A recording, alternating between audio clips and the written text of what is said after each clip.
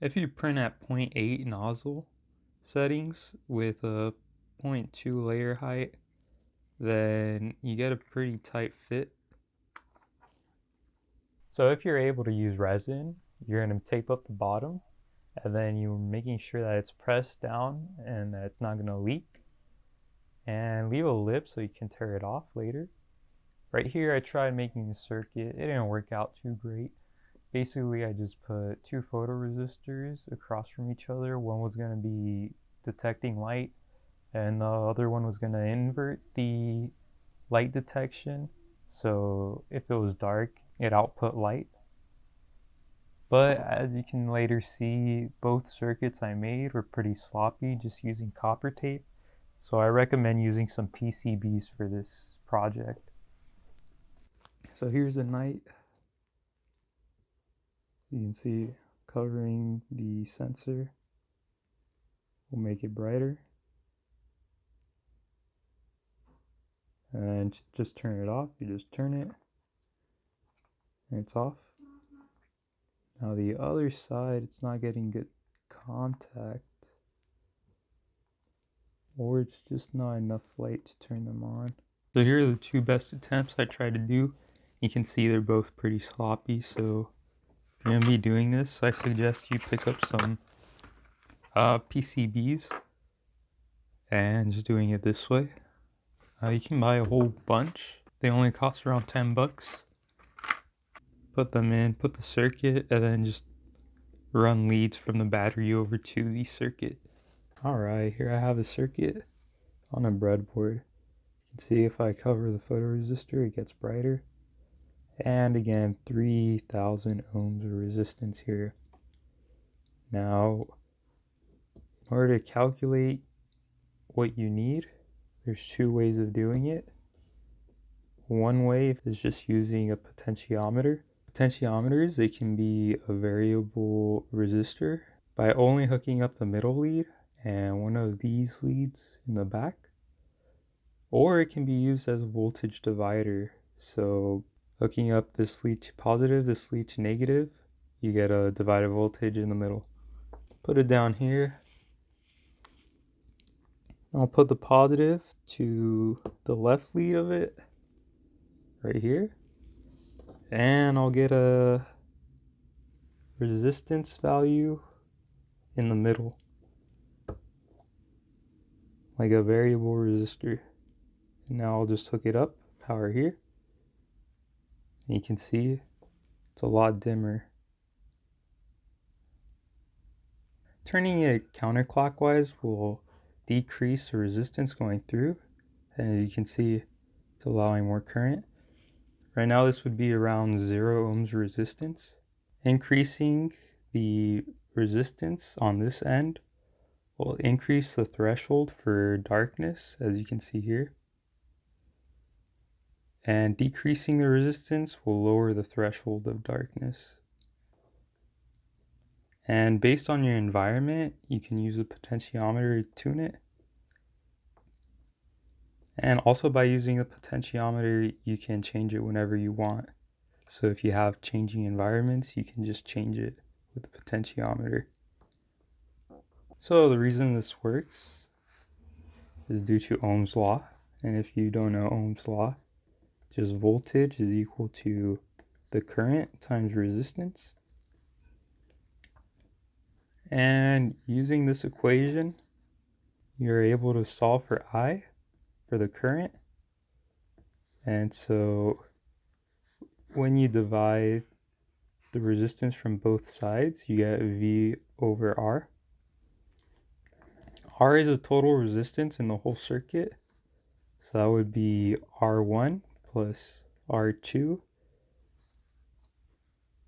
In the circuit, R2 will be the photoresistor, and R1 will be the potentiometer if you're using one. Next up, you'll get the equation I is equal to V over R1 plus R2. Now this voltage here will be the 5 volts going in. In order to see what voltage is being divided, we're able to use the voltage running through R2 If you add the voltages running across both resistors, you'll get 5 volts. So that means the voltage, I'm going to be writing here as a note, running through R2 resistor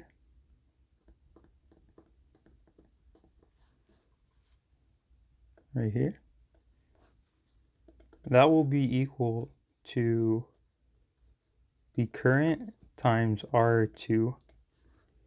And now we substitute this current with this equation here. Since the current in a circuit will stay constant throughout the circuit, ultimately you will get V out will equal V in multiplied by R2 over R1 plus R2. And that is your formula that you use in order to calculate the voltage that is being divided. To visualize this, I'll draw a quick circuit. We'll have R1 and then R2.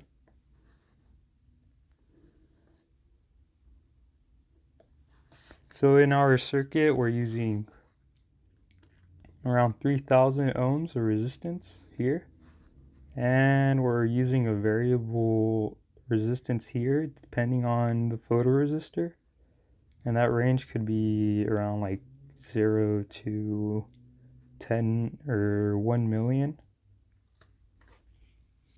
And so in the incandescent light, it's roughly around 10,000 ohms of resistance. If you don't have a multimeter, then I suggest using a potentiometer for your use. So you can just turn it up or turn it down depending on where you are. But since I measured the resistance in the incandescent light, then I found that it was 10,000 ohms of resistance.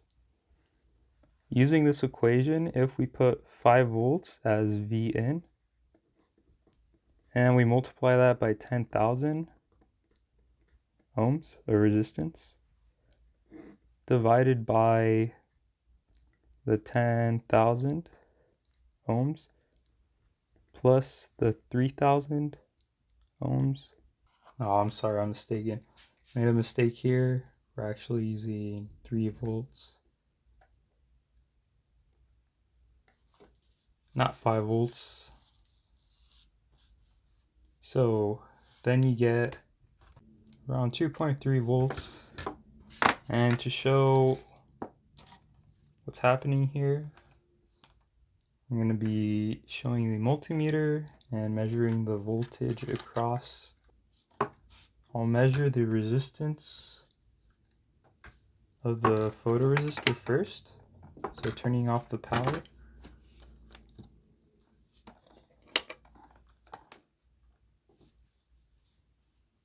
As you can see, it's around 10,000 ohms of resistance at the moment.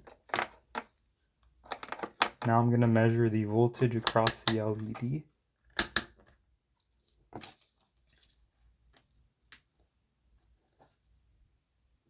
Nope, the wrong way around.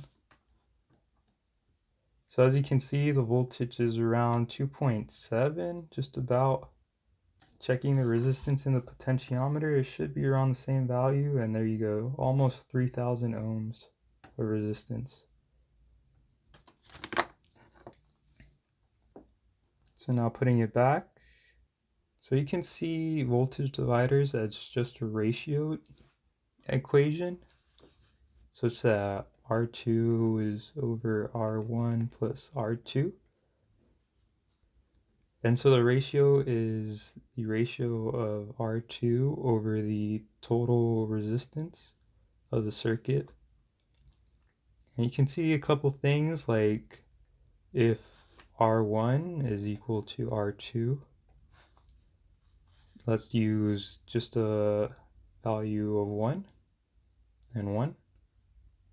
So we get 1 over 1 plus 1, and you get 1 over 2. So half the voltage. So if you use the same circuit, so 3000 ohms of resistance behind the photoresistor, and it's in light, you should be seeing a draw around 200 microamps. So that'd be 0.2 milliamps, and at 220 milliamps per hour, then you get 1,100 hours of use. So you get around 40 days of use, so about a month before having to replace a battery. When the photoresistor is covered and it starts emitting light, the current being drawn actually drops down to around 150 microamps. So that'd be 0.15 milliamps. And that would give you a longer lifetime on the battery when it's actually on. So that's pretty much all there is to it. To the people who recently subscribed, thank you very much. I got a couple more videos planned soon. And thank you guys for watching.